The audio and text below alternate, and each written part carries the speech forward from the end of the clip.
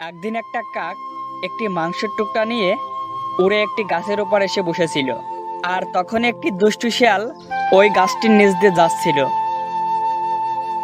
আর তখনই শিয়ালটির চোখ পড়ে কাকের মুখে থাকা মাংসটির উপর। কাকের মুখে মাংস টুকরোটি দেখে শিয়ালের অনেক লোভ হয়। সে মাংস টুকরোটি খাওয়ার জন্য মনে মনে দুষ্টু ফন্দি করতে লাগলো। তখন সে কাককে বলে, আহারে, কি সুন্দর কাক! তুমি যখন এত সুন্দর, তোমার গলার আওয়াজও নিশ্চয়ই খুবই মিষ্টি, তাই না?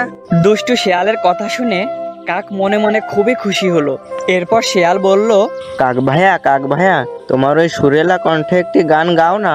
কাক তখন দুষ্টু শিয়ালের প্রশংসা শুনে সে গান গাইতে শুরু করলো। আমি একটা কাক, কাক কাক কাক। কাক গান গাইতে না গাইতেই তার মুখ থেকে মাংসের টুকরাটি নিচে পড়ে গেল।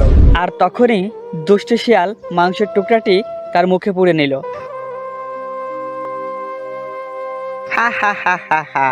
অবশেষে আমি এই মাংসের টুকরোটি পেয়েই গেলাম এই বোকা কাকের কাছ থেকে।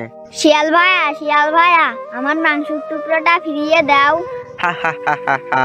হায় রে বোকা কাক, তোর কাছ থেকে আমি মাংসের টুকরোটা নেব বলেই এতক্ষণ তোর প্রশংসা করছিলাম। এরপর শিয়ালটি মাংসের টুকরাটি নিয়ে চলে গেল।